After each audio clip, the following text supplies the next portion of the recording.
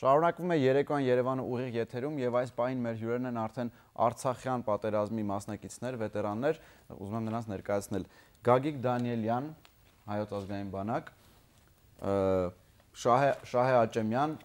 Խաչակիրներ ջոկատի փոխհրամանատար, Սփյուռքահայ ազատամարտիկ եւ Միխայել Անդրեասյան, հրահանգիչ հրամանատար։ Բարև ձեզ։ Բարի երեկո, շնորհակալ ենք, որ այսօր մեզ հետ եք։ Թույլ տվեք նախ եւ առաջ շնորհավորել ձեզ այս շատ կարեւոր ու շատ նշանակալից հաղթանակի կապակցությամբ։ Եվ շնորհակալություն հայտնել ամենակարևորը։ Ամեն ինչի համար։ Ամեն ինչի համար։ Էմոցիաները։ Ես այսօր չեմ կարողանում։ Մեր էմոցիաները այսօր շատ են, բացի այն, որ մենք ցանկանում ենք ձեզ հետ զրուցել, որ դուք կիսվեք ձեր հիշողություններով, մենք ունենք նաև ռեպորտաժ կապված հենց Շուշիի ազատագրման հետ։ Այս պահին առաջարկում ենք ձեր ուշադրությանը այդ ռեպորտաժը, որից հետո կսկսենք մեր զրույցը։ Ես մի զարկնեմ քո բասկի հայրենի երդի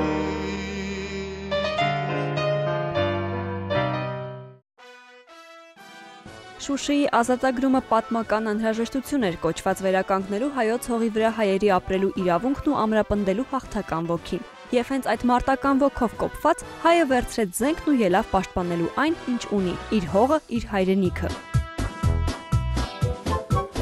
Շուշին այդ օրերին վերածվել էր Ստեփանակերտը հրետակոծող թիվ 1 կրակակետի։ 1991 թվականի նոյեմբերից մինչև 1992-ի մայիսի սկիզբը Շուշիից, Ջանհասանից, Քյոսալարից, Ղայբալուից Ստեփանակերտի վրա արձակվել է 4740 արկ։ Այդ հրետակոծությունների հետևանքով զոհվել են 111 եւ վիրավորվել 332 խաղաղ բնակիչներ, ավերվել է 370 բնակելի տուն եւ շինություն։ Ինքնապաշտպանության ուժերի 1991 թվականի վերջի եւ 1992 թվականի սկզբի հաջող գործողությունները, Խոջալույի ազատագրումը եւ օդանավակայանի բացումը ստեղծեցին տնտեսական, ռազմական եւ բարոյահոգեբանական բոլոր նախադրյալները Շուշիի ազատագրումը նախապատրաստելու համար։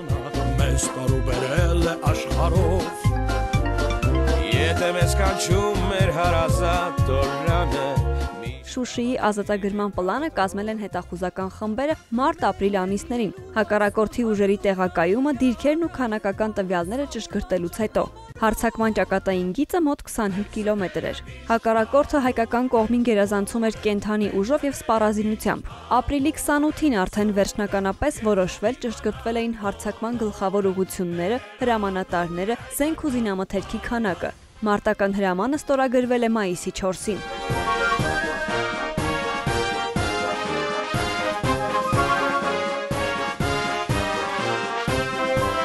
Շուշիի ազատագրման ռազմական գործողությունները տեղի են ունեցել 1992 թվականի մայիսի 8-ին եւ 9-ին։ Այն մշակման եւ իրականացման առումով գրեթե անթերի հայ ռազմարվեստի մեջ եզակի ռազմական գործողություն էր, որով արմատական բեկում էր առաջացել Արցախյան ազատագրական պատերազմում։ Գործողությունն իրականացվել է 4 ուղղություններով, միաժամանակ հարձակումներով, մայիսի լույս 8-ի գիշերը ժամը 2:30-ին Քիրսի ռազմական դիրքերը գրավելուց եւ Լաչին Շուշի ճանապարհը հսկողության տակ վերցնելուց հետո։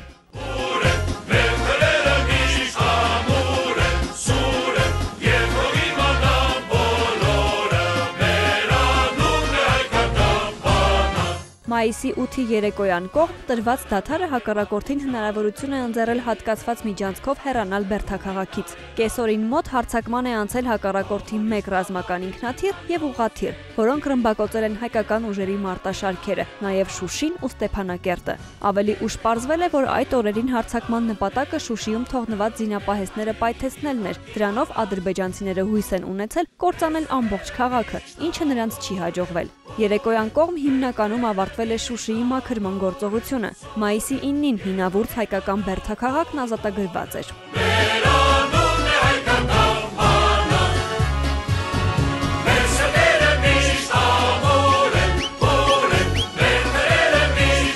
Այս հաղթանակը բեկումնային եղավ Ղարաբաղյան ազատագրական պատերազմում եւ մեծ նշանակություն ունեցավ մեզ համար։ Եվ այսօր 23 տարի անց մենք նշում ենք մեր հաղթանակն ու խոնարհվում այն հերոսների առջև, ովքեր չվախեցան մահին գնալ ընդառաջ եւ ցույց տվեցին, որ հայի ոգին անկոտրում է։ Ես մի զարկնեմ քո բասկի հայրենի երդի Երեկոյան Երևանը շարունակվում է ուղիղ եթերում, մենք վերադարձանք եւ արդեն կարող ենք սկսել մեր զրույցը։ Շատ կարևոր հաղթանակ մեզ հայերիս համար եւ ամենակարևորը, որ այդ հաղթանակը պատմական ու նշանակալից դառավ նաեւ Ղարաբաղի պատմության մեջ։ Ինչ եք հիշում, ինչպիսին են ձեր հիշողությունները։ Խնդրեմ։ Հիշողությունները շատ են, որոշ բաներ կա, որ անգամ չենք ուզում հիշել։ Պատերազմանցած մարդու համար պատերազմի մասին խոսալը մի քիչ դժվար է եւ անցանկալի։ Ավելի հեշտ է որոշակի դեպքեր հիշել, ոչ մարտական գործողությունների մասին, ասենք կուրիոզ դեպքեր կան, որ ժամանակը անցնելուց հետո այդ բանը շատ հետաքրքիր է լինում։ Եթե կարելի է ես մի տենց դեպք անմիջապես ասեմ 93-94 թվականի ձմռան հատվածում մեր ՀԱԲ-ի հրամանատար Ռազմիկ Վասիլյանը նոյեմբերյանում պարետն էր եւ այդ ժամանակահատվածում, որ նոյեմբերյանում միշտ տաք է լինում, շատ ցուրտ էր։ Ռազմիկ Վասիլյանը ուրեմն իր ընտանիքին եւ պստլիկ երեխային գրկին Անահիտին բերել էր ծնողի հետ այնտեղ լվացքի պարան չունեին, որ տեսնելու երեխեքի շորերը փռեին ու այդ ժամանակ ասենք այդ պամպերս հասկացողությունն էլ մի քիչ չկար էլի բարիգոնի իմաստով ես կյանքում առաջին անգամ արել եմ գողություն այդտեղ ու ինչ եմ գողացել սպեցի աշոտ ենք ասում այդ տղայի հետ գնացել ենք նոյեմբերյան ուզում եմ ներողություն խնդրեմ այն մարդուց ումից որ այդ լվացքի պարանը գողացել ենք ես չգիտեմ ումն են գողացել մտել ենք մի հատ բակ լվացքի պարանը շորերով ու իմիջիալոց այնքան ցուրտ էր այդ շորերը ասես տախտակի նման սարսակալած պոկել ենք այնտեղ տեղում դասավորել ենք այդ ամրակներն էլ շպիլկա ասած հասկացողությունը հետը բերել ենք որ Գայանային ենք տվել մեր հրամանատարի կնոջը այնտեղ կապել ենք որ կարողանա երեխայի շորերը դրսում չորացնել Այնքան վառ եք նկարագրում ես հենց հիմա դա տեսնում եմ այսպես շարում են ու դղ շորերի ու տենց ասենք այ քեզ պատերազմի մարտական գործողություն կարող եմ ասել քանի որ Ռազմիկ Վասիլյանը բոլորի համար այն պահները ստեղծել որ տեսեք շատ վատ տեղում հնարավոր է եւ կարելի է ընտանիքով լինել ներկա։ Փոքրիկ երեխայի հետ։ Փոքրիկ երեխայի։ Պարոնեք դուք եք ուզում միայն լավ այսպեսի զավեշտալի դեպքեր հիշել, թե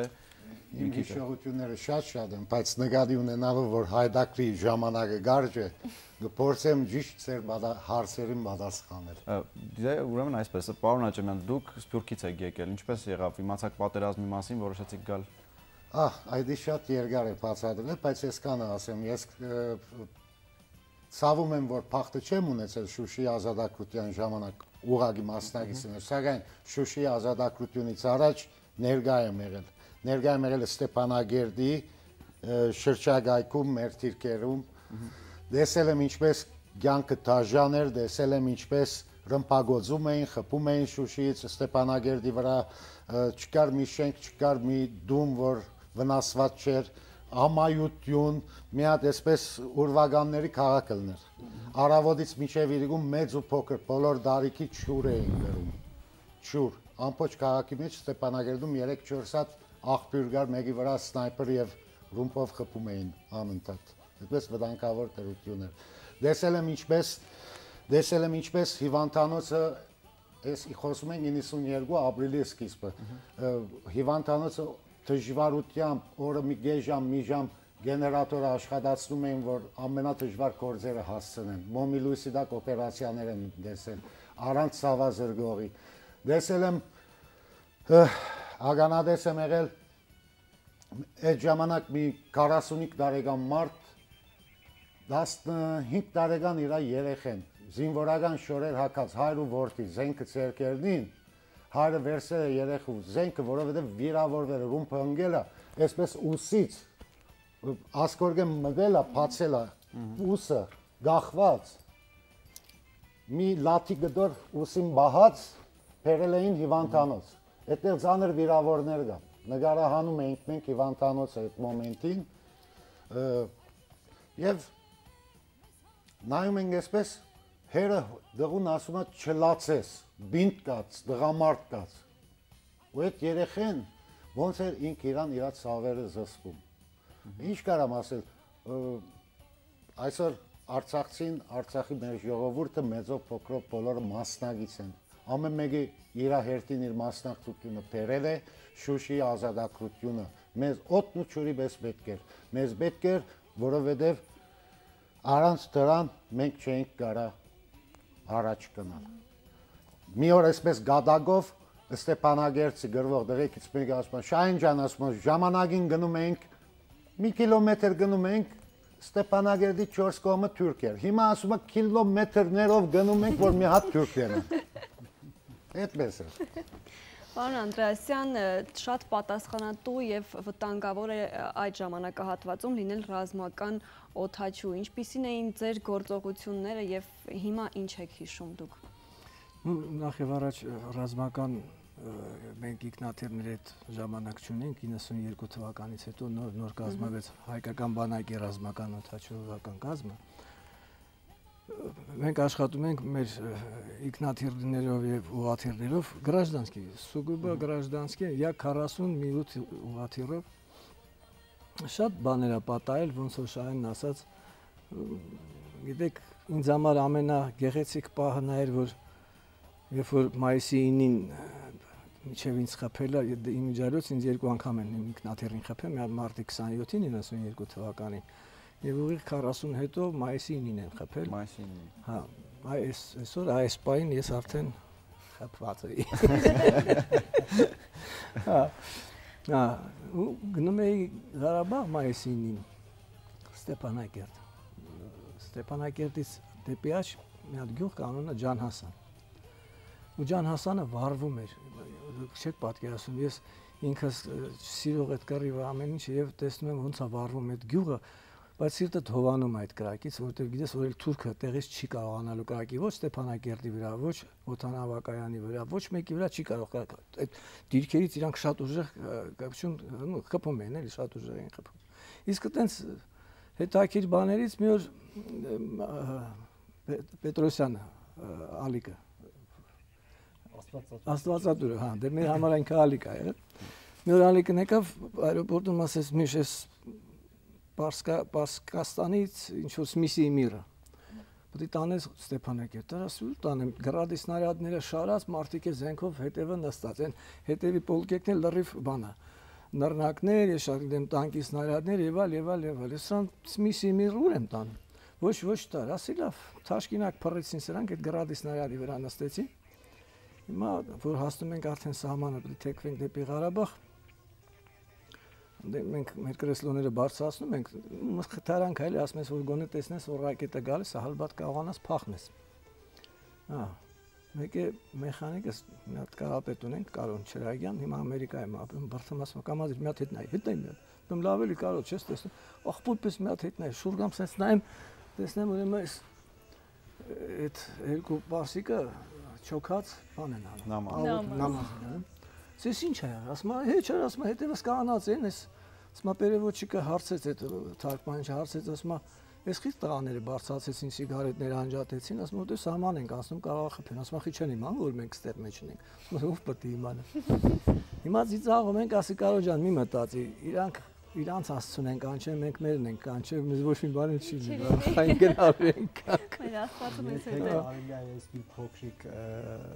պարոն Աչեմյանի ասացի վրա լրացում եմ ուզում։ Ես ներողություն եմ խնդրում, այս պահին մեր եթերում գովազդային փոքրիկ ընդմիջում, որից անմիջապես հետո մենք կլսենք ձեզ, լավ, շնորհակալ եմ։ Գովազդ մեր եթերում։ Ես մի զարկնեմ քո բասկի հայրենի երդի